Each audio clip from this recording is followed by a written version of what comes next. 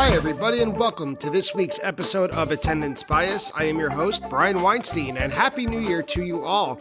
It's been just over a week from Phish's New Year's Eve run at Madison Square Garden, but it is all still sinking in. Even just the gag is taking a lot for me to process.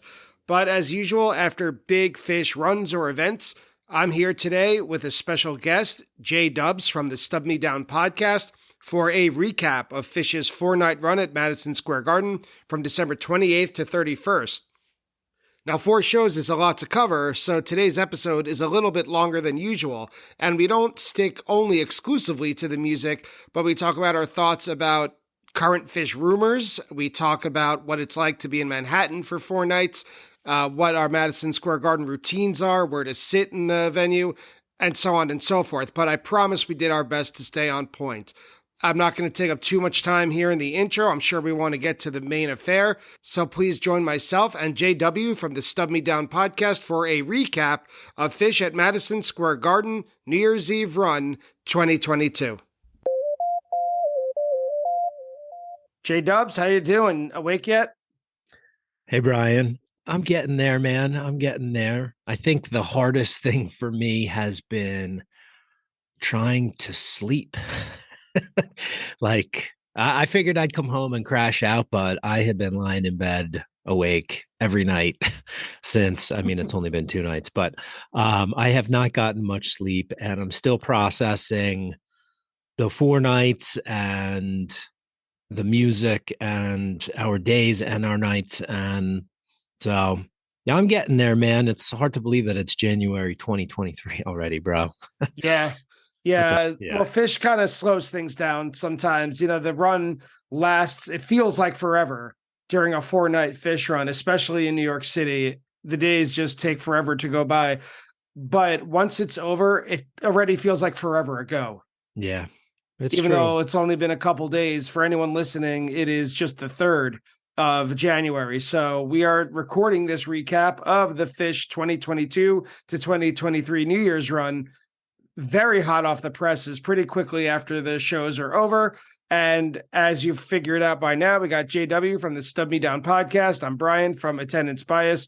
And we're just going to do a quick recap. For those of you who have listened in the past, we've done this before on New Year's runs for Atlantic City runs. So this will be quick and dirty, not too much detail, not too much anything really, just overall thoughts. Well, first of all, the one thing that's different about this time, Brian, is the absence of Skinny, the other half of Stub Me Down, who was not in attendance for this run. He was on the After Phish after show on Wook Plus and talked about the 30th with those guys. So it was good to see. I was kind of surprised he stayed up that late to do that, but it was fun to hear those guys bullshit about the show immediately afterwards. Man, heading into this run, we were amped. When I say we, is me and my wife, and we got skunked on our Dick's trip. We had to cancel our Dick's trip last minute. We were going out there for 3 of 4 there. And then my wife, when Phish was playing MSG for the April New Year's, we had a similar situation that she actually left. So we were going to these 4 nights just busting at the seams with excitement that we're going to be in New York City. It's just the 2 of us. We have tickets to all 4. Like, everything just came together. So we had a ton of excitement. Phish at MSG is, it's one of the best places for me to experience them. And I had a little bit of a different experience this year than I have in years past with Phish, which we'll get into in a little bit. But I just love being in that room, hearing them play. And so we went in with a lot of anticipation. I will say we were not disappointed in the slightest. Every night we had just such an amazing time with not only the crowd and the people around us, but the music, the experiences that we had just in New York City pre and post show. And, it was a quintessential Phish experience for us. And, I still think about it now and I'm like, man, did that really happen?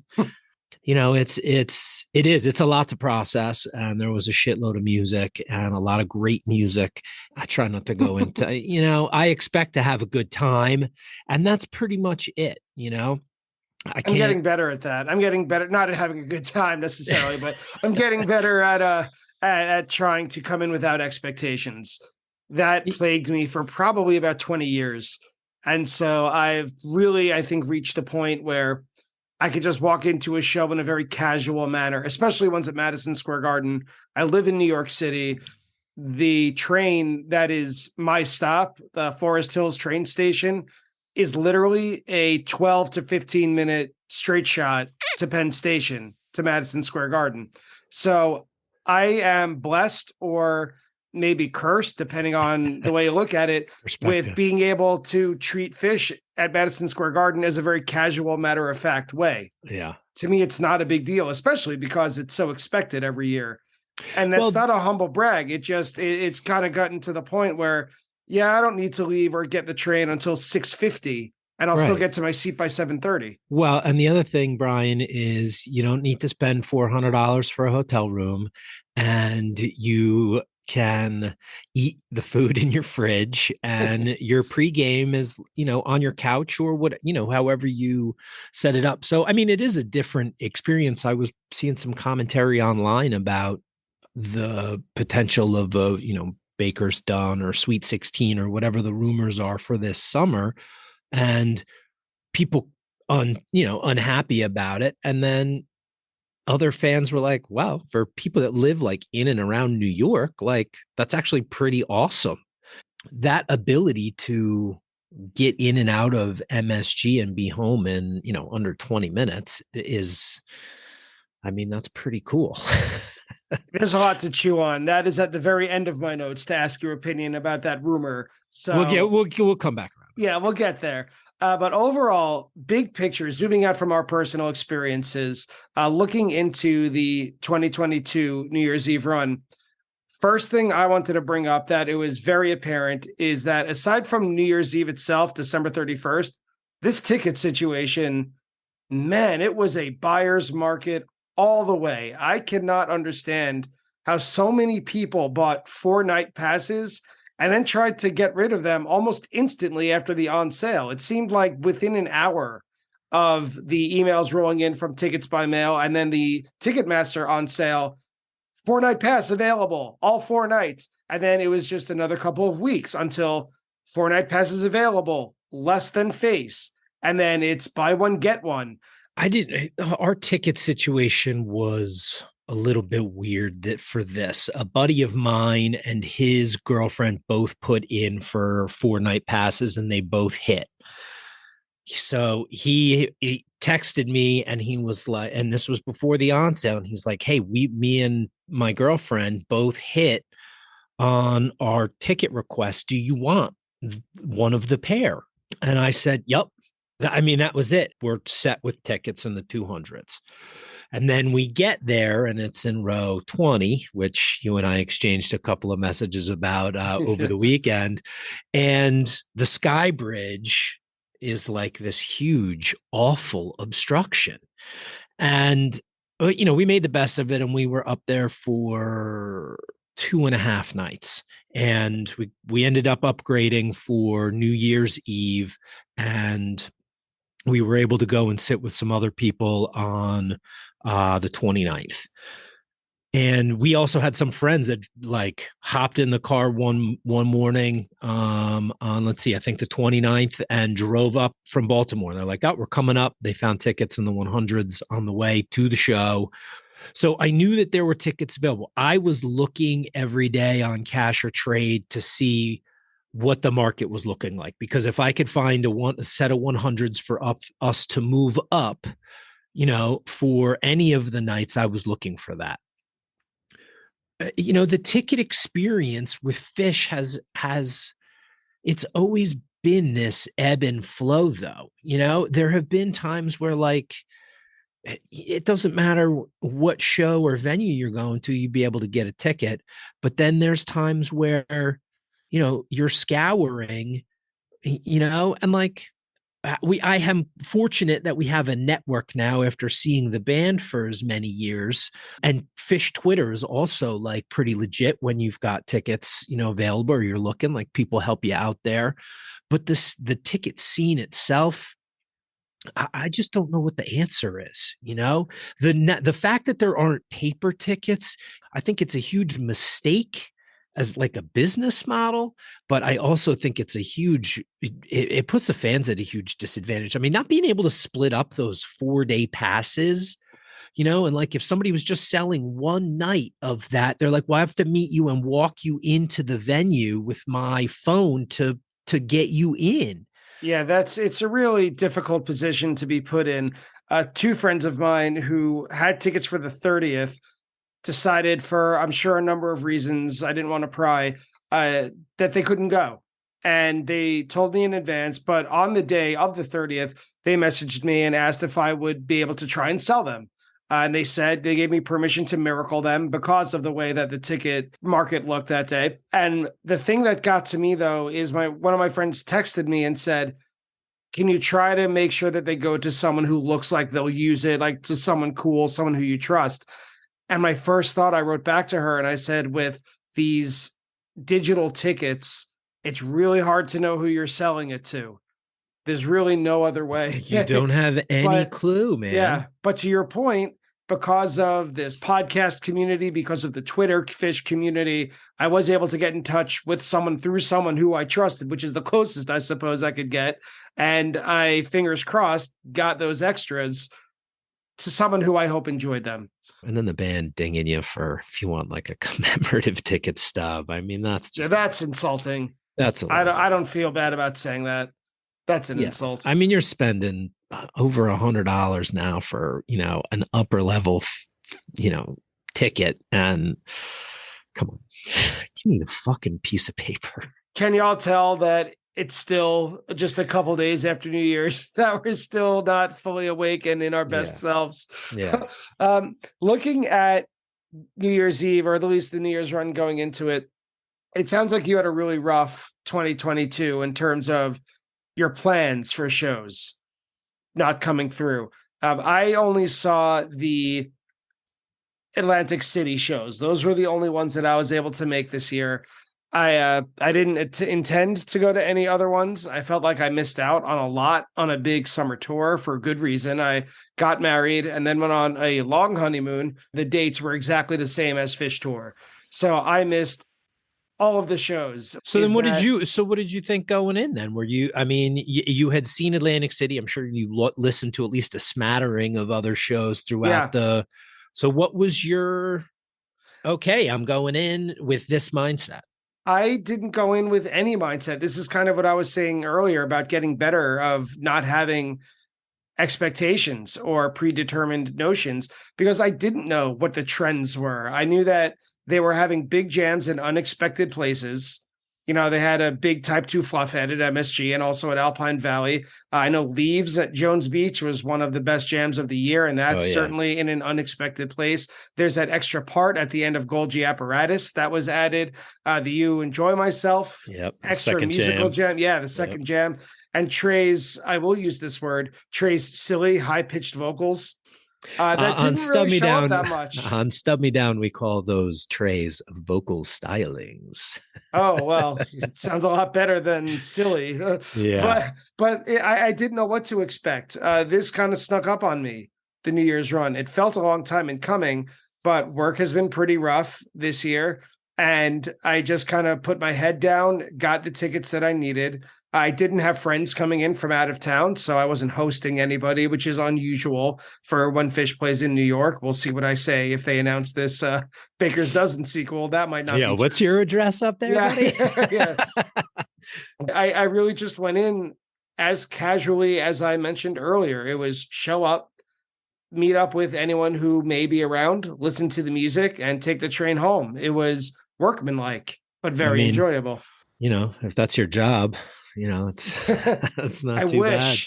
But I also can say that I felt like the vibe it shows is better than it felt in 2021, This may be ignorant, and a lot of people may disagree. I know everyone has their own situation, but this was the first year where things really feel, in quotes, back to normal Hmm. since 2020. This felt like I could walk in and not think. I didn't have to show proof of a Yeah, vaccination. that's true. I did not wear a mask, which doesn't isn't a confession or it's not a brag. It just is an observation. And I didn't feel at any point like I should, except when I stood behind a guy who was smoking cigarettes. Yeah, I didn't. I felt pretty at ease with my Right. choices, and I'll come back to you in 5 or 6 days as long as I'm feeling fine. But it felt pretty normal, and that in itself felt good. Like you said, it's been a crazy school year already, and there's a lot going on, and to have that break and to go and do that, it's tough. It's tough to find complaints. I New York's an agree. expensive town. That's probably my biggest. Yeah, which is why I take the latest train possible. It's New York. It's expensive for the locals too. Yeah. It's. But let's get into it. So that Yeah, man. first night, December 28th, I was not there. This is another stroke of luck that I was out in San Francisco visiting family. I mentioned earlier that I was married this summer, and now it's time to go hang out with the in-laws, and they are in the Bay Area. The way the calendar shook out when we set up our visit, it was to leave out there. I think it was the 23rd, that Friday when Christmas break started for school. And we wanted to spend a lot of time. We hadn't been out there. My wife is from San Francisco. She lives in New York now, obviously, but is from there. And she wants to go back there as often as possible. So we flew back on the 28th. So my opinion, I haven't even had the time to listen back to that show. The aggregate of what I could glean from social media posts and friends who were there is I had texts from friends saying, quote, "You didn't miss anything." And that overall 1228 was standard great fish. I was on the plane continually refreshing fish.net and scrolling on Twitter trying to put the set list together, and it looked like a really good one. But I haven't listened back, and the overall opinion that I heard from others is, yeah, good fish show, period. People will judge it based on, do they like the set list, right? So for me, I thought that pretty much every night the band was really tight. I thought that they hit the technical stuff with the exception of one encore. They were loose. They're so comfortable playing at MSG, and they had a good mix of tunes as far as my tastes. And opening with Buried Alive, I thought was a great way, Always a good sign. a great sign, and then the Wolfman's it was just a nice groove that got everybody kind of settled in. And then you had a couple of, Maze Sigma Oasis. The Sigma Oasis was really nice. And Sigma Oasis is a tune that they've taken out a little bit this year. So there was, I think, a little bit of anticipation that they might do something there. And then they kind of ended it. I really liked the Steam that they played. The Stash, though, is my highlight from this set, and it was really nice. My wife and I were driving up and we were listening to the Island Tour from 98, and we listened to that Stash, and I was like, I feel like Stash might be a good one. I actually had called it for them to open the whole run with Stash because it just got stuck in my head. But this was a nice version. They go a little bit type 2-ish towards the end, but it had that loose, energetic, comfortable, like MSG feel. And if you've been there, you know kind of what that means. And it's kind of hard to put to words, but you would know it if you felt it.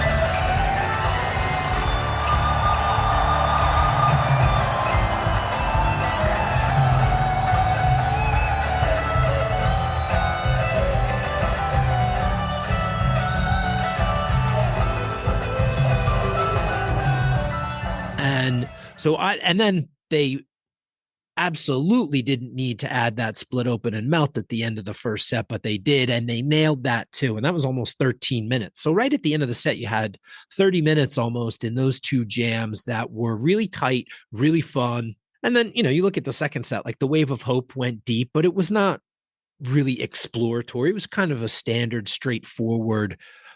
It was just a little bit long, for a Wave of Hope. I really like Pages, Keys, and Leaves. And then my favorite segment of the second set was the Simple and the Plasma.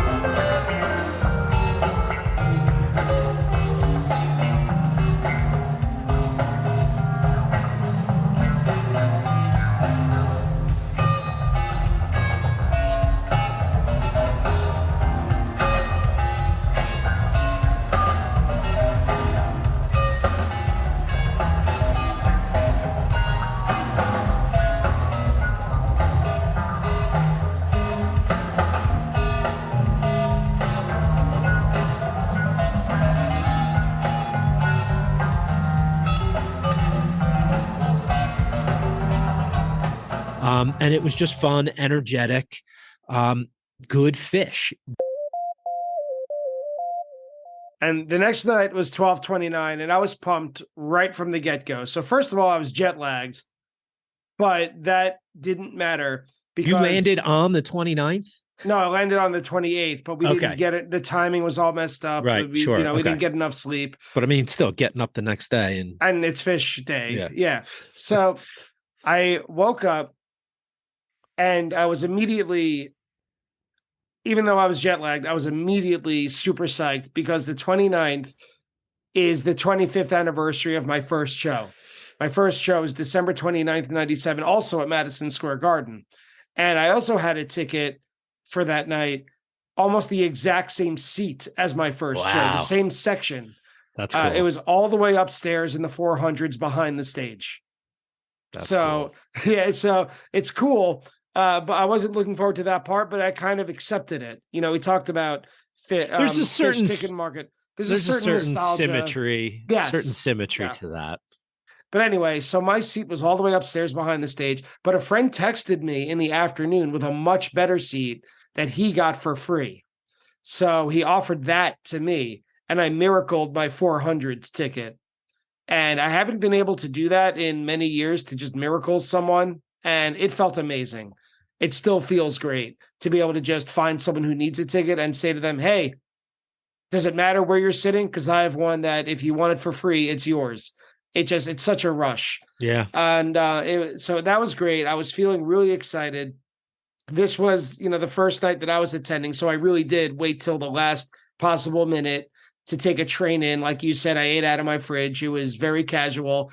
And man, that opening segment of Fluffhead into Your Pet Cat into Bathtub Gin, I wrote in capital letters, this will be amazing. Yeah. And the people who I was with were automatically telling me, I didn't even ask them. They said, they were screaming, this is already better than last night.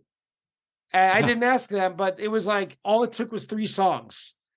Well, the Fluffhead was a monster. I mean, it was almost 20 minutes, and they kind of like they did it with Deer Creek, obviously not for, or was it Alpine, where they just did it was Deer Creek. They just did, a longer one with a little bit of a jam, or a longer jam after the formal part of the song, right?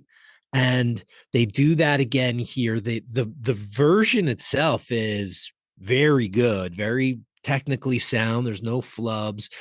So, I mean, like, come on. They open a show with Fluffhead that sets a certain tone, and, it's funny that Your Pet Cat, like, I feel like I feel like the crowd egged Trey into that because he was playing. It sounded like the and it didn't seem like he was committed to it. And then the crowd caught it a little bit. It sounded like, and then he was like, all right, fuck it, I'll play it.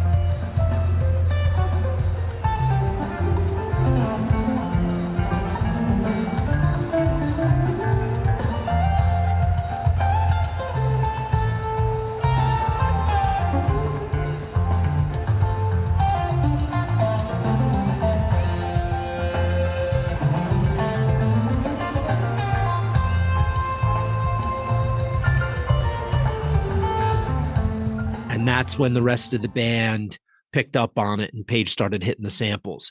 Well, for what it's worth, Your Pet Cat, I mean, the not the transition, the progression of it, it's never that far away from their jamming style these days. Yeah. I mean, yeah. And then the whole place is just like Fluffhead, then that, and then a 17-minute bathtub gin. Yeah, that bathtub gin, I was almost ready to call it the highlight of the night. It was only the third song in.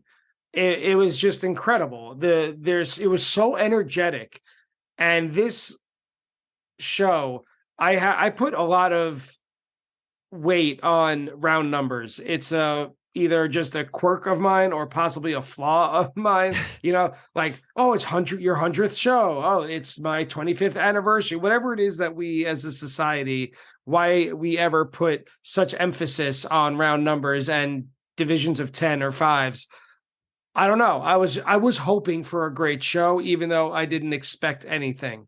I had my little fingers crossed. And this bathtub gin made me feel like I already got my money's worth.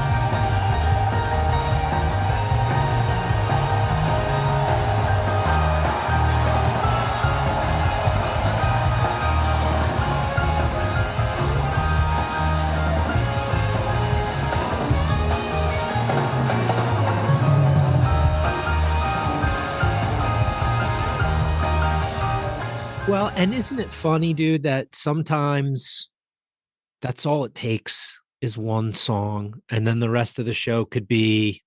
And I look at the rest of this show, like, then they do the Hey Stranger, which is a Fish debut, right? And Trey's only played that he just debuted that earlier with Trey Band earlier in 2022.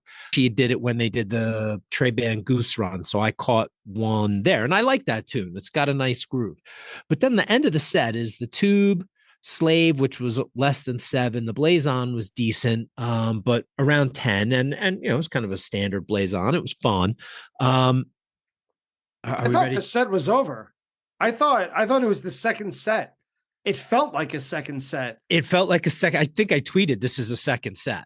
I Yeah. mean, and the Slave was a little bit short. The Tube was really groovy. That was a super Yeah. compact. I mean, they were jamming that thing out. It felt like Very 30 danceable, yeah. seconds. And so it was definitely a second set style first set. And it felt like it went by in a snap. It felt like it went by right away. It felt like the house lights had just gone down. And the second set, to me, just a few days later, is a little less memorable, but not due to any fault. I don't mean it as an insult or a criticism. It just wasn't as energetic as set one. You Enjoy Myself and Ruby Waves brought it big time. So I also like the Bowie opener, by the way. I like it because Bowie now tricks me when it's played as a set or a show closer, because I have all of these crazy big expectations from my past history. Oh my God, Bowie. And it doesn't live up to them anymore. So when it opens a set, I feel like there's so much more that could happen. The or potential, not. the potential is greater for and sure. if it doesn't happen, it's all right. It's just the set opener. Right. It could be Blazon. It doesn't matter. Right. And then you're not like kind of bummed out at the end. Yeah, I don't feel let down. I thought the Bowie opener was great. And one of the things I meant to do was to look and see how many times it's opened the second set. Which I suppose I could It's do. not a lot. It's not a lot. And so I thought that was unique right off the top, but the Everything's Right in this show that's my second set highlight. And Everything's Right has been a tune that just hits for me. I've seen a bunch of bomb versions of this tune. Dixon 2021, amazing version. On my 20 years later show, 8/8/2018 at Camden, they played a monster one. So I have been very happy and fortunate to see Everything's Right. And I was thinking about this too, Brian, when I was listening to this version a little bit earlier today. One of the first conversations we had, I don't know if it was when you stubbed us down or when we were on Attendance Bias the first time, but you talked about it was the light principle or the light corollary. The light corollary. The light corollary, and how whatever song they like, they jam in a certain way very well and consistently, and Everything's Right for that fills that philosophy, that theory for me. Yeah, basically the light corollary is whatever the newest song that I like the least always has the best jams. I mean, I don't dislike the song. I like the song, and it's pretty basic. Everything's right, so just hold tight.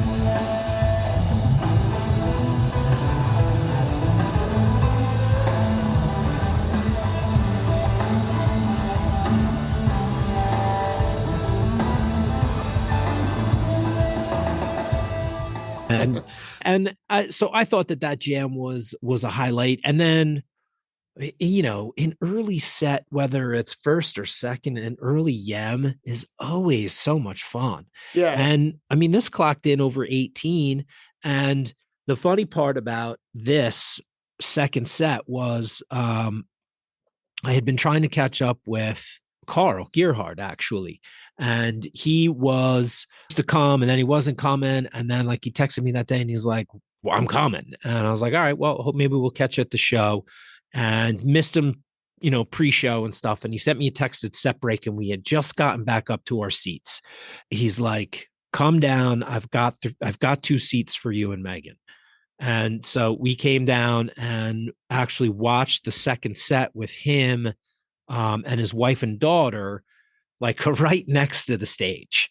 And then, we get this monster, everything's right, the You Enjoy Myself, the Ruby Waves. I mean, all of those were almost 14, 15 minutes over that. So you got like a lot of great deep jams. And, here I am like hanging out with Carl, watching the show from up close, like seeing the lights and like everything really came together. And this day was probably my favorite day of our trip in New York. Two of our friends, as I said, came up and we met up with them pre-show and hung out with them. And one of them, his birthday is the 30th. So after the show, we had a birthday beer with him before they headed out. So it was just that, these were the couple guys from our crew. And then, Carl's a new friend, and it just all came together. And, and then the end of the show, I like Back on the Train. I like Lonely Trip as a ballad.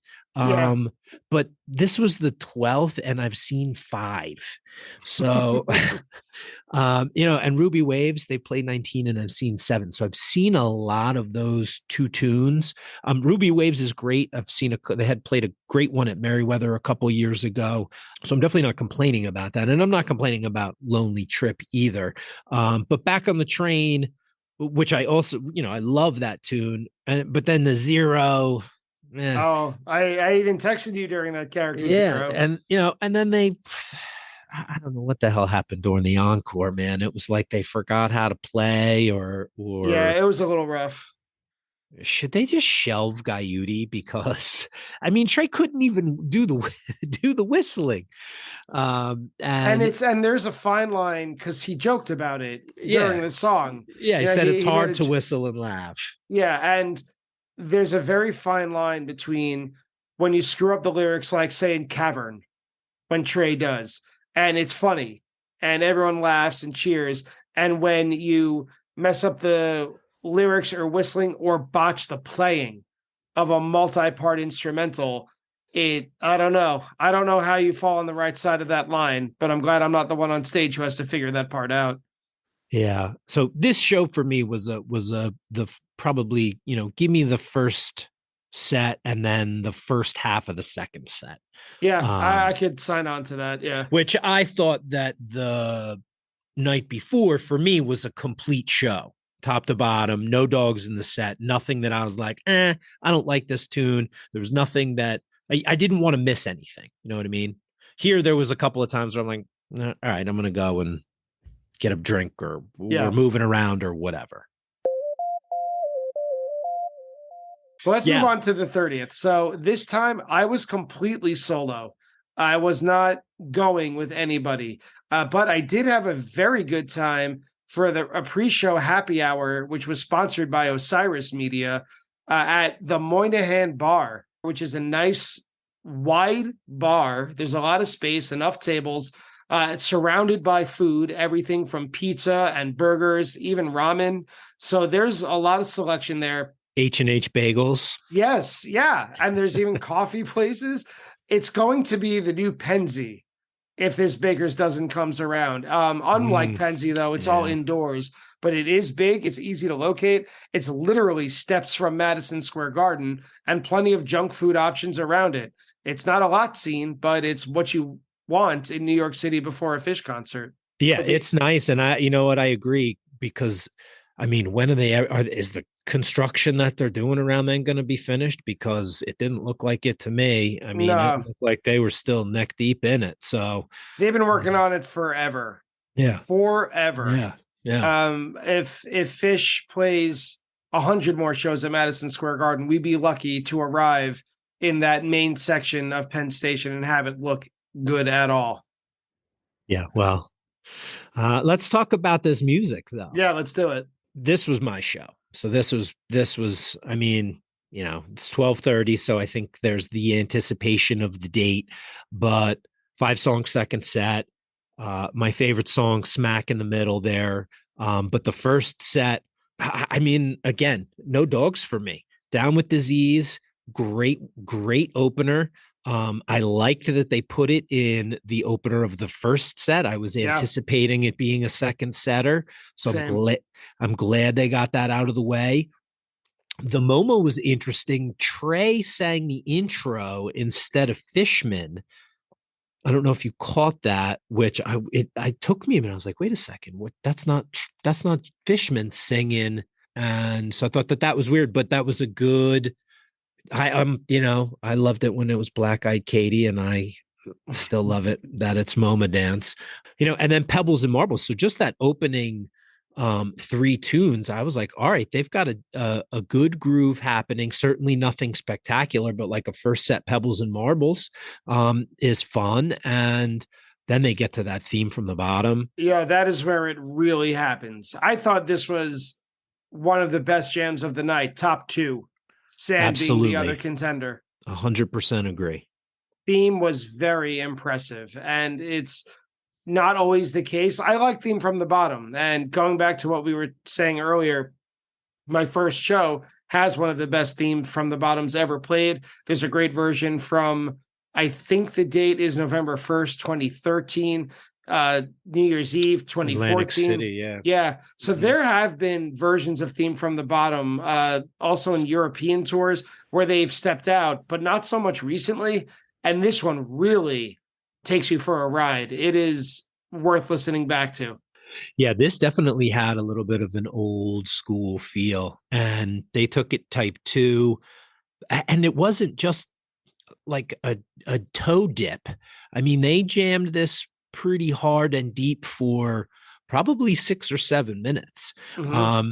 And I mean, even the longer versions that you're talking about, I mean, none of them top out at 25 minutes, you know what I mean? Yeah. And it's not always length either. No, but the exploratory components of this at probably around 8 minutes, it's just blast off. And Trey hits that bullfrog tone that I really like.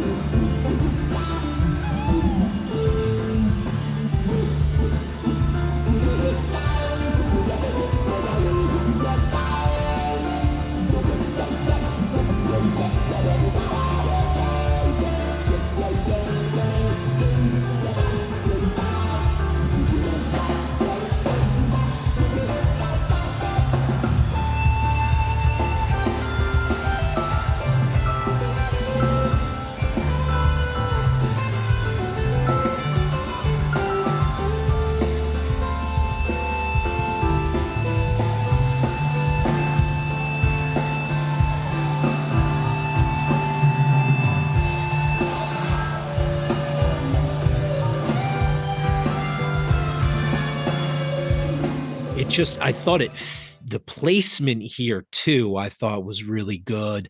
After the Pebbles and Marbles, the crowd had kind of gotten into a little bit of a groove there with the first, the opening frame, and then, a theme and a Reba. What can you say about that? Yeah, the Reba was no. Technical and tight, and it's been pretty consistent of late. And I loved the way this set ended. Aside from the first night, this is probably my second favorite first set from the whole run. Yeah, I thought that I agree with you. I think like the first set of 1229, I thought this set went very quickly. I thought it felt like it started, had great jams, and it ended. That was it. And that's always the sign of a really great set. But when they started Run Like an Antelope, I have my favorite story of the whole run, toward the middle of foam, I thought I recognized someone who came up to my row and started chatting with someone in the row behind me. And it was Jojo Cassone. And for those of you listening who don't recognize that name, if you've ever listened to the Island Tour and you've heard the phrase, "Don't let Carini get you," Jojo was the guy who jumped up on stage and Carini had to chase off. And then throughout the introduction of Antelope, the band teased, if you're going to run on stage, don't let Carini get you. And so I recognized him because he was a guest on my podcast. And so he and I were like, "Oh, Jojo, oh, Brian," we had a really nice moment. And then they started Antelope, which is his song now. That's perfect. So we had this amazing big moment that we recognized each other. We were excited to see one another. And then they started Antelope and we just both smiled. We didn't have to say anything. We just did like, "Oh, this is your song. Don't let Carini get you." Like, this is it. Yeah.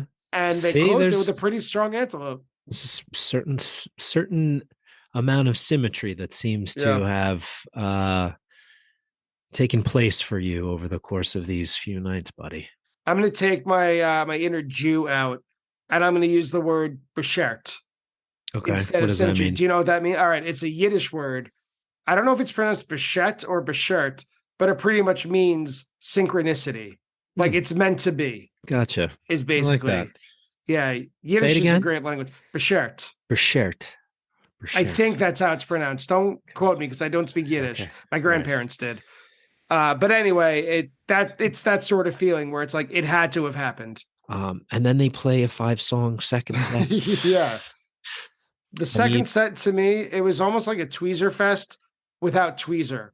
The tweezer in this set was just this awesome energetic jam. And they picked different songs to jump off of it, but the jam was the highway and the different songs were the exits. And they just kept getting back onto the highway throughout.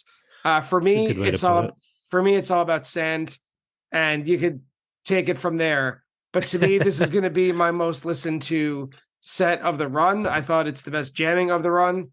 It was as if they just jammed a lot and paused occasionally. It's hard to break it down because everything is in the same vein. Yeah, that's a good point. Yeah, this again, I think, is a top to bottom show. No dogs in the set, all gas. I mean, come on with this sand. Mm-hmm. One of the things, and I didn't know this. I know that it has been played a lot, but Kevin on Wook Plus said that Sand was the most played song, I guess, in 2022. Now, I didn't fact check that. That's something that I would be interested to look up. And if it is, that's fantastic. I love it. It is my favorite song. And this one had everything. It had telephone tones.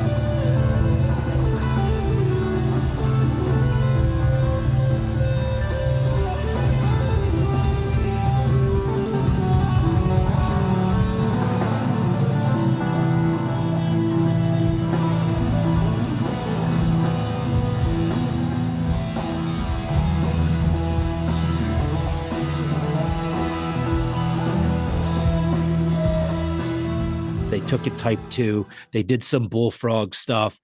Probably about 11 or 12 minutes, they kind of hooked back into the main sand theme for like 2 seconds, and I was like, oh, all right, they're gonna bring it in for a landing, and then whoop, they went back off into another type 2. Trey hit the bullfrog again, and then jammed it out for another 5 or 6 minutes.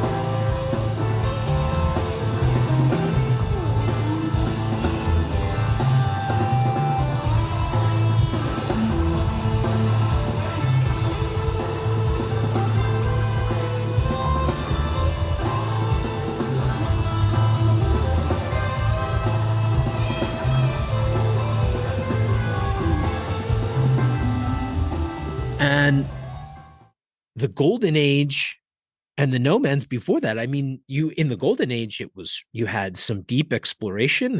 It was really kind of a tale of two jams there, because the first part was like, rage and rock and roll with golden age, and then they went a little bit blissful and kind of moved back and forth in that space. And like the second half of that, the golden age was straight fire, but the sand was crazy. But again, like you said, this was a mega jam with a couple of on and off ramps at various points. The If I Could was a beautiful slowdown. Perfect choice. And then they broke open. I always wanted it this way. I've been waiting since 2016. I saw this song debut in Charleston. And I remember thinking, first of all, they didn't have the levels dialed in. Page's synth levels. Like some parts it was too loud, some parts it was too low.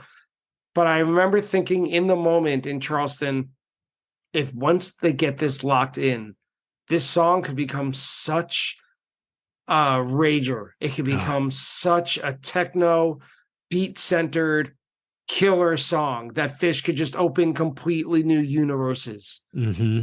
They haven't got there yet, but this was a big step. This was close. What, 4 or 5 minutes in, they were like, you could have been like an alien on a foreign planet at the dance party.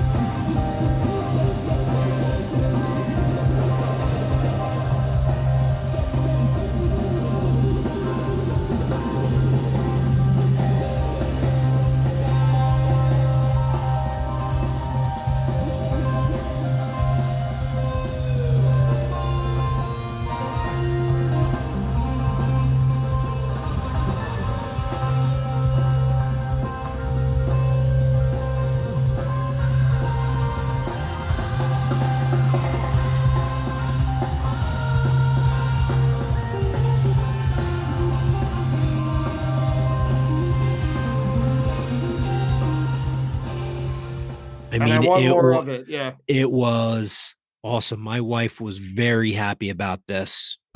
This is definitely one of those tunes where, like, I love Page singing it. I love the way it sounds. I love you can listen to it at different parts and hear different things too, coming from the keys and Trey's mixing in with that. And I love anything that's Page heavy. I want to start like fans for a more Page. I know a lot of people were complaining about Mike's volume, I guess, on the live Phish. I don't know if it's the webcasts, or I didn't really notice anything on the app when I've been in the car, but I don't have that technical of an ear.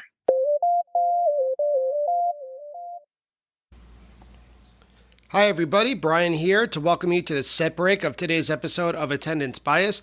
First, thank you for listening. And second, just a quick reminder to tell you that even though Attendance Bias comes to you for free, it does take a lot of work and it does take quite a bit of money to keep the lights on here at production. So I just wanted to ask a small favor if you could support the podcast in any number of the following ways. If you could leave a review or a rating of it on whichever podcast app you use. If you could spread the word, telling a friend or someone you think may be interested in it about it. Or probably the most concrete way is to go to www.buymeacoffee.com/attendancebias and donate however much you can financially to help with the continuing costs of Attendance Bias. So thank you again so much for listening, and I hope you enjoy the second half of today's episode. So on the 31st, I went in super early to take advantage of Madison Square Garden's half-price concessions, which I'm a little upset about because during this run, it's only from 6:30 to 7. And during the Baker's Dozen, it was 6:30 to 7:30. I mean, give us an hour for God's sakes. 30 minutes? It takes about 12 or 15 minutes to get to your seat. Yeah. But I went to the Carnegie Deli stand and got a corned beef and pastrami sandwich for $9. Oh. I got to say, that may be, just in terms of pure value for what you get, that might be one of the best values in New York City. We had our, routine, as it were, down. We definitely enjoyed the culinary options of New York City. That's for sure. Well, the first set was powerful with pretty much what I would call a flawless set list. Tweezer opener, it wasn't a surprise exactly, but it was welcome. I think everyone saw it coming. If not an opener, it was going to be played that night. Haley's didn't really jump out of the box, but it did keep things moving with what was a perfect, almost practiced segue into Set Your Soul Free. Blew me away. Loved that first set. Yeah. I know there's a lot more to it. I'm just saying, like that opening segue really killed me. Rift and Cavern, I thought it brought us back to like early 90s, just a fun early 90s vibe. Shade, which I like, and I'm liking more and more the more I hear it. And then a classic Mike's Groove. Nothing incredible in capital letters, but nothing to sneeze at either. It's all about what you like, right? I definitely enjoyed it. I thought the Set Your Soul Free was great. Rift and Cavern, quick run throughs of those tunes. Always going to be a fan there. The second tweezer, I thought was an interesting thing for them to do, and not good or bad. I could hear one dude who I know like saying that it's lazy when they do the constant tweezers, back into tweezer and in and out of tweezer. And fuck that guy. Yeah. And here I liked it. And, it wasn't like they just played it for a minute or two. They gave you another good chunk of tweezer, which I really liked. Shade, it's a good C to A song with your significant other. I can really take or leave it. And then, Mike's Hydrogen Weekapog, standard but fun. So for me, this is probably not my favorite first set out of the four, maybe not even in my top three, but very well played. And I was also in a different spot in the venue. We were now behind the stage, so I had a completely different perspective. And even though you are looking at the back of them, I mean, aside from Paige, who moves around, you're still pretty close. And, so I like kind of watching the interaction. I like watching Trey and Fish. I think everyone should try to go from every angle at MSG. If you're able to get to shows regularly, don't say no to any seat. I mean, section 226, row 20, maybe say no, but don't say no to the Chase Bridge. Don't say no to a seat behind the stage. Yeah. Don't say no to a seat on the floor or those amazing sections 1, 2, or 3 at the back of the floor that are on bleachers. It's worth experiencing that venue from every angle you can if No you're so doubt. lucky to be able to get those seats. Yeah, no doubt. No doubt. And then you get into the second set. Santos, I think, now everybody's like, it's kind of like the Bowie or Maze. Is it Santos or Ghost? Yeah. Then I thought the 2001 Kill Devil Falls, that was my favorite segment of this second set. And that Kill Devil Falls, I know a lot of people poo poo that song, but I like it. I love it's a great sing along. Everybody's happy. And then, they get into, 4 or 5 minutes of pretty good jamming towards the end of this. And I was very happy with that. I gotta tell you, after 2001, like I like Say It To Me Santos, I like 2001. Right when Kill Devil Falls started, I thought this set took a hard left turn. I don't know how many Seinfeld fans there are out there, but to quote Frank Costanza, the way I would say it is, this set, not my kind of set. I was literally sitting with my chin in my hand for large portions of this set. It was slow. It was boring. There wasn't a lot of improvisation going on. Did not love the song choice. And that's really all I have to complain about. Yeah. I mean, for me, it really turns the minute they end the Mercury, because I was like, please keep this Mercury going, because there's been some fun Mercuries. I've seen a few good ones, and they're just cutting it right at the end of that last segment there. This is like the Light and then Number Line are usually good jam vehicles. The Light was 10 minutes. The Number Line was brief. And we've talked about Number Line before, and I know it's a tune that does cause some divisiveness among the community, but I thought that for a second set on New Year's, get rid of the waste, get rid of the drift, the Mercury jam out, and then save the Number Line for the encore, or not at all. I don't know. I agree that for me, give me the Light through the end of the set. I know you're a couple of songs more than that, but I'm all right with that. I mean, when I say I'm all right with it, as if I have any influence at all. But I mean, I can enjoy almost any Fish song. Well, I and really could, but all of these in a row, like you said on the second set of New Year's Eve. Yeah. Oh Yeah. man. Yeah. Yeah. Just get me to the gag.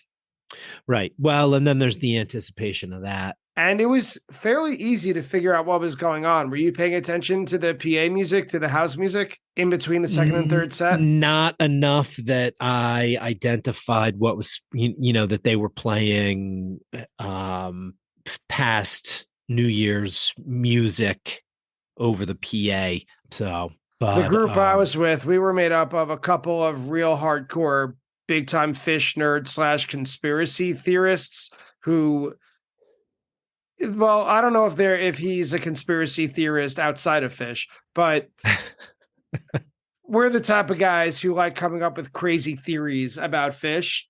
And I got to tell you, we put some shit together, and we definitely predicted this Ghosts of New Year's Past gag.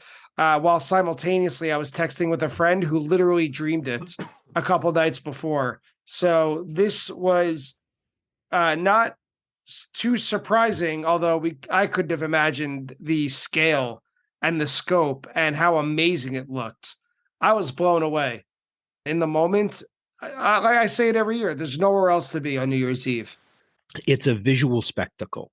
And I think that's what they're trying to do. If you looked around that stage or looked around the venue, like there was something incredibly vivid and visual happening, right? And that is what they are trying to create. And I think it was interesting to kind of do the throwback. I like the nostalgic piece, and I was like, oh, I was at that one. I was at that one. Oh, there's the Fishman balloon, and there's the Petrichor umbrellas, and the wombat running around, and it was fun to see. But I mean, it wasn't new, right? It was just a lot all at once. I think the one thing that really stood out to me about it, Brian, was the enormity of the things that they have done for an audience in what now almost 40 years. Yeah, the enormity of I it, the breadth of it, like how different some of them were.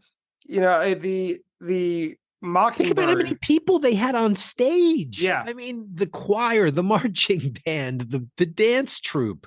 You're talking hundreds of people. yeah, from start to finish, I would guess over 100 people Yeah, for I sure. mean, 100%. Honestly, maybe for them it's a little bit of a reflection back. They've done so much. I'm sure for them it's hard to keep track of what they've done, and then to see it all at once. I think that kind of has its own message.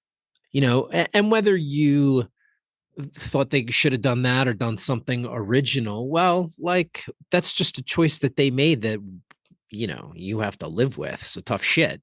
um whether it had meaning, beyond just a thing that they do on New Year's. Oh, well, I think it definitely did.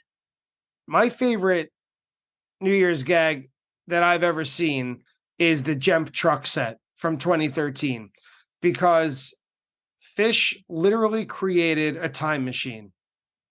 And when I say literally, I understand what I'm saying. They recreated a scene that I would guess 99.9% of people in the audience never saw. Yeah.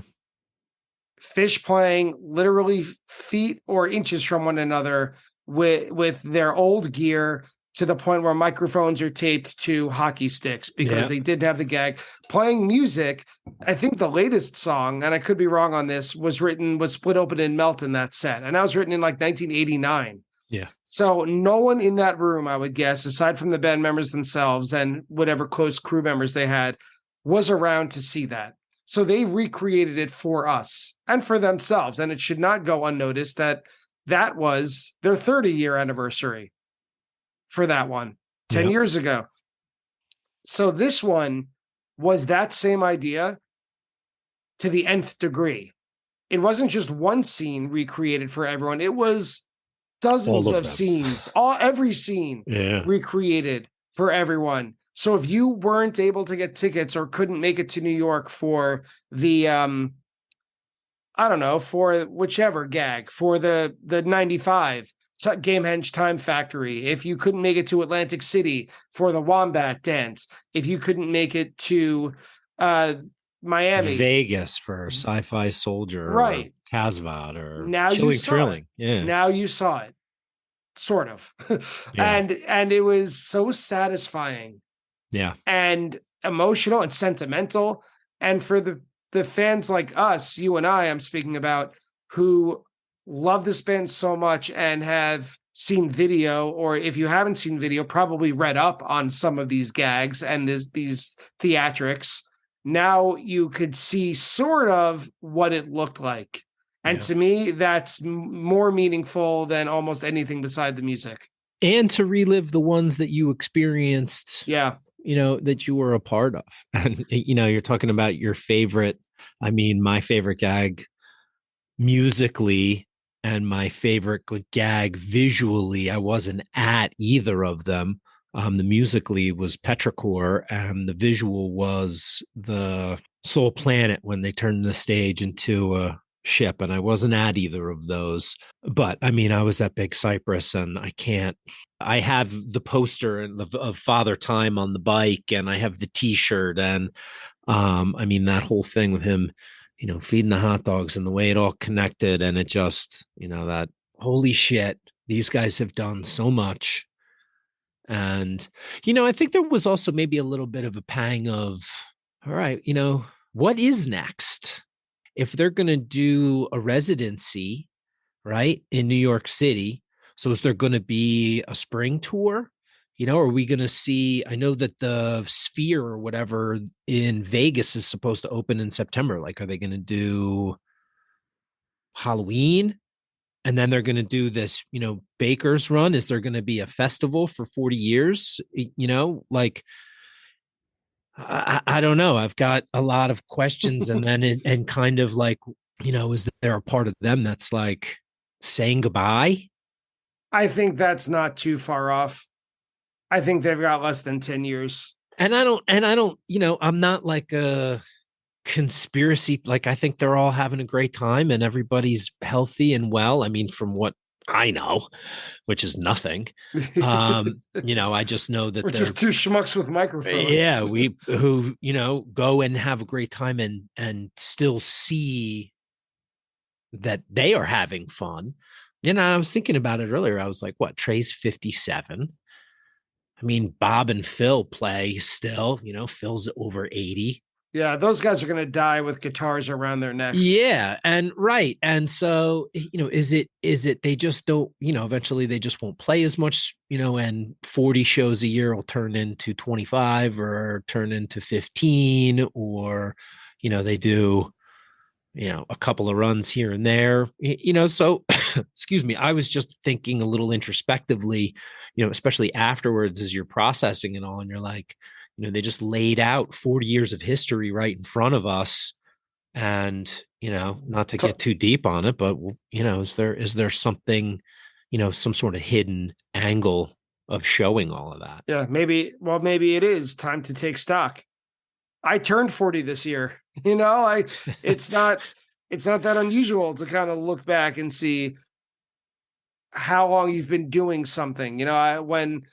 When I'm at work, and I don't want to get too personal, but I'm one of the more senior members of my department, and I still feel like I have imposter syndrome. But when you look at it, and I've been at my job 16 years, that's not nothing. And for Fish to be doing their job for 40 years, holy shit, I can't even imagine. Yeah. God, it's like, God, if I work for 40 years, like I'm going to need to retire. I want to retire. Right. But I guess it's different when you're a fucking rock and roll star. Yeah. Well, JW, let me ask you this. Let's assume for 10 seconds that the Baker's Dozen 2 is happening. Top of your head, don't think about it for more than a second. How many shows you're going to hit? Let's see. My wife might listen to this, so I'll say 10 of 16. That was going to be mine too. Somewhere between 10 and 12. Right. Because, well, it's so expensive. It's right. I was just in tickets. Just in tickets, and, we could do some commuting into the city, which I'm sure would be reasonable. But,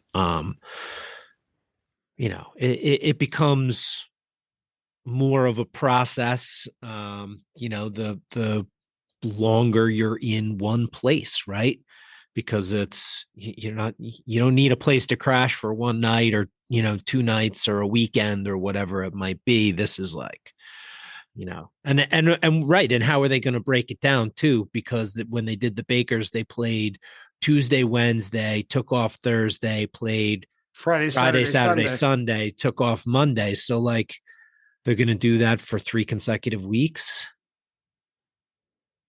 When you say it that way, it doesn't sound that hard. Well, anyway, it was a good run. Yeah. And with lots of food for thought, for sure. You know what? The good thing about this run of shows, just getting back to the focus at hand here, there's a lot of re-listenability to this, right? I think if you can pick and choose the songs that you like. There's good versions of pretty much anything except for Guyute and Possum, right? There's a good hood. You've got a couple of the heavy hitters with Tweezer and Yem.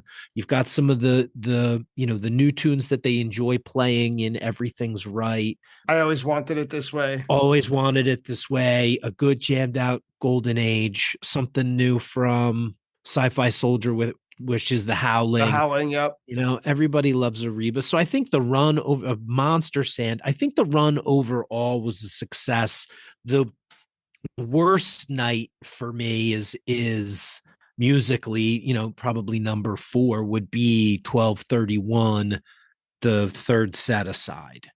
And I kind of judge it on the first and the second set, and then the third set's kind of its own thing here. Yeah. But the third set was very cool, and I was very glad to be a part of it and that we got to move up. And, at the end of the day, what we get the opportunity to do is just so special. I just have so much gratitude for the opportunity to do it, and that we can do it, and that, my wife and I are fortunate enough and healthy enough, and all of the things that go into it, because getting to shows is, it's a process, and I know it's not the easiest thing for a lot of people. And so, there's just the opportunity to experience it and be a part of it is special. It's a special community, and it's so unique. And for us to kind of all meet from across the country in New York City for 4 days every year, there's just something incredible about it that you just want to try and recapture every time you get the opportunity. All right, JW, well, we'll pick it up next time if there's anything to recap. Hey, man, I appreciate you. Thanks for setting this up. And as always, it's great to see and talk music with you. And let's do it again. And that's it for the 2022-2023 Phish Madison Square Garden Holiday One recap with myself, Brian, and JW from the Stub Me Down podcast. There's not going to be any sort of fact check today. This was just a quick and dirty recording. We wanted to get it done as quickly as possible, as close to the run and the shows as we could, so that it stayed fresh in our minds and in your minds as the listener. But please join me next week for a more traditional and usual episode of Attendance Bias. And as usual, you could find Stub Me Down and Attendance Bias wherever you get your podcasts. Thank you again for listening, and Happy New Year, everyone.